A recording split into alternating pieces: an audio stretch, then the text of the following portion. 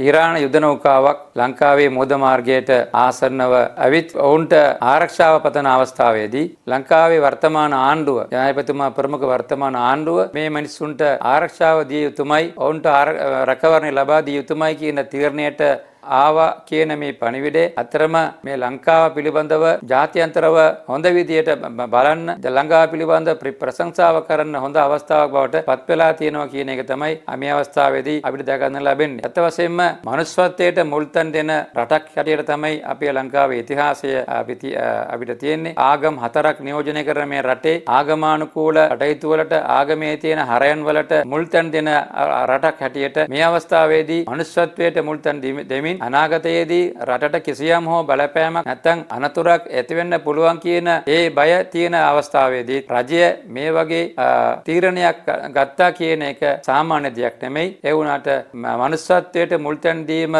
තමයි අපේ යුතුයකම කියන මේක මේ පණිවිඩය මේ ලෝකේ ජනතාවට පෙන්වා දෙන අවස්ථාවක් හැටියට තමයි මේ අවස්ථාව අපිට දක ගන්න පුළුවන් වෙන්නේ. මේ නිසා මේ අවස්ථාවේදී මේ ඉරාන නෞකාවේ පැමිණීමේ සියලු දෙනාටම ලංකාවේ රැකවරණ ලබා දීමට සියලුම කටයුතු ලබා දුන් ඒ සඳහා කටයුතු කරමින් සිටින නාවික හමුදාව, යුද හමුදාව, රජයේ අනිකුත් කාර්ය මණ්ඩලයේ සියලු දෙනාටම වගේ මේ අවස්ථාවේදී අපි අපේ ප්‍රශංසාව පොද කරන්න කැමැති. අත වශයෙන්ම මනුෂ්‍යත්වයේ රැක ගැනීමට වඩා ඉහළ දෙයක් ලෝකෙ කොහෙවත් තියෙන්න බෑ. රට, ජාති, ආගම නොසලකා මේ අවස්ථාවේදී ඉරාන නෞකාවේ ආවේ මේ මිනිසුන් වෙනුවෙන් මෙවැනි උතුම් වූ තීරණයකට ආපු වර්තමාන රජයේ ජනාධිපතිතුමා ප්‍රමුඛ සියලු දෙනාටම අපි ආගමික නායකයෝ හැටියට අපේ ප්‍රශංසාව මේ අවස්ථාවේදී පුද කරනවා.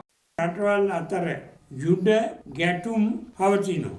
ඉතින් ඒ ආරන්නේ තියෙන රටක් විදිහට ශ්‍රී ලංකාව අපි බොහොම කල්පනාවෙන් යුතුව සාමකාමීව පැත්තක් නොගෙන අපි දීර්ඝ කාලයක් තිස්සේ මට මතකයි SWRD බණ්ඩාරනායක ශ්‍රීමතාන එවැගේම සිරිමාවෝ බණ්ඩාරනායක මැතිණිය මේ ඇත්තන්ගේ කාලවලදී අපි කිසිම රටකට පක්ෂපාතී වෙන්නේ නැතුව මැදහත් සිටින් යුක්තව මේ ලංකාවේ ඒ මැදහත් මහා සම්මේලනයක් පවා පැවැත්වුවා සිරිමාවෝ මැතිණිය. ඉතින් එවන් රටක් තමයි අපි ජීවත් වෙන්නේ. අපි මේ කිසිම පැත්තකට ගැටි නොවි නැත්නම් ඒ පැත්තට හෝ මේ පැත්තට හැරෙන්නේ නැතුව මධ්‍යස්ථව කටයුතු කරන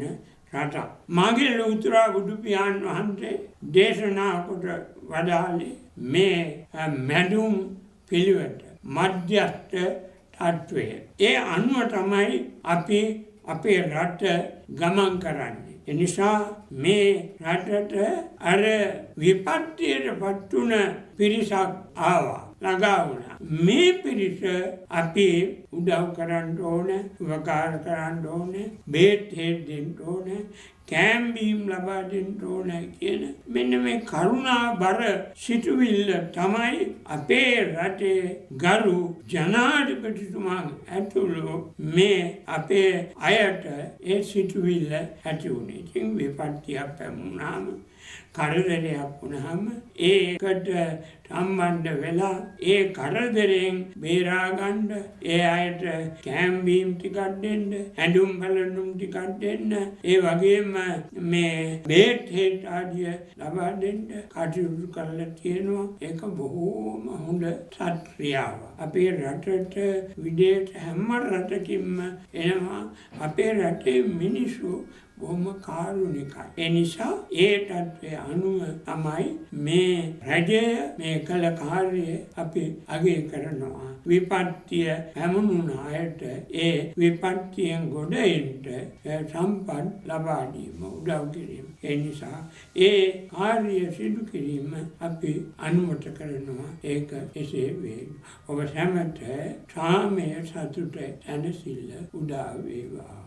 ඉරානය සහ ඇමරිකාව අතර මේ දිනවල පවතින යුදමය තත්ත්වය ශ්‍රී ලංකාව වැනි පෙරදිග පිහිටි අප වගේ රටවල් වලටත් වක්‍රාකාරයෙන් බලපාන සේයාවක් අපට දැක ගන්නට තිබෙනවා. පසුගිය දිනවල ශ්‍රී ලංකා මුහුදු සීමාවේදී ඉරාන යුද නැවක් විනාශයට පත් වුණා. එහිදී රටක් හැටියට ශ්‍රී ලාංකික අපේ රටට අපේ රජයට ජාත්‍යන්තර සම්මුතීන්ට අනුකූලව ඒ මානුෂීය සහන සැලසීම අත්‍යවශ්‍ය තත්වයක්ව පැවතුණා. එහිදී රජයක් හැටියට මැදිහත් වෙලා ඒ විපතටපත් ජනතාව රැගෙන එන්න ඔවුන්ට පිහිට වෙන්න රජයේ කටයුතු කළා. ඒක මං හිතනවා ජාත්‍යන්තර සම්මුතියට එකඟව කළ ක්‍රියාවක්. ඒක රටක් හැටියට කළ යුතුයි. ඒ වගේම තවත් නෞකාවක් නැවත ශ්‍රී ලංකා මුහුදු සීමාවට පැමිණ තිබුණා. ඉරානයට අයිති නැවක්. එහිදී රජයක් හැටියට ගරු ජනාධිපතිතුමා ඊටාම බුද්ධිගෝචර විදිහට ඊට මැදිහත් වෙලා ජාත්‍යන්තර සම්මුතීන් උල්ලංඝනය නොකොට ඒ වගේම යුදමේ තත්වයට මැදිහත්ව සිටින බලවත් රටවල් වල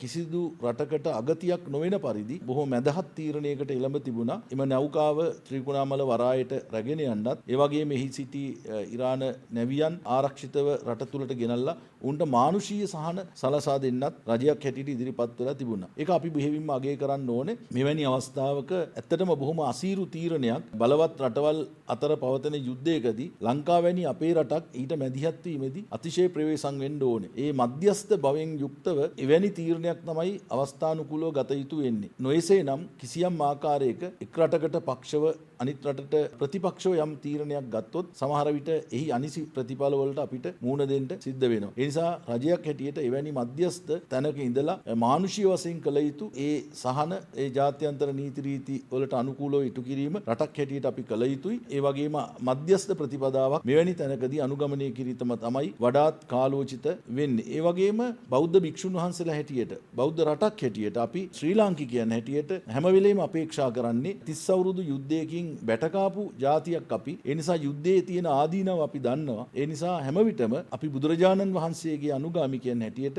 අපේ ශාස්ත්‍රඥ වහන්සේ ලෝකයාට දේශනා කළේ මේ මානව වර්ගයාගේ එකමුතුව ඒ වගේම මේ මිනිසත් භවයේ වටිනාකම තේරුම් අරගෙන මේ ලෝක බලවතුන් ලෝක සාමයේ කෙරෙහි අවධානය යොමු කරනවා නම් ඒක තමයි වැදගත් වෙන්නේ. වෛරයෙන් වෛරය කිසිදා නොසන්සිඳෙන බව බුද්ධ දේශනාවේ සඳහන් වෙන උතුම් ඉගැන්වීමක්. ඒ දහම් මඟ අනුව කල්පනා කරමින් ලෝක සාමය ඇති කරගන්නට ලෝක බලවතුන් කටයුතු කරනවා නම් ඒක තමයි භික්ෂුන් වහන්සේලා හැටියට අපි ඉතා අගය කොට සලකන්නේ.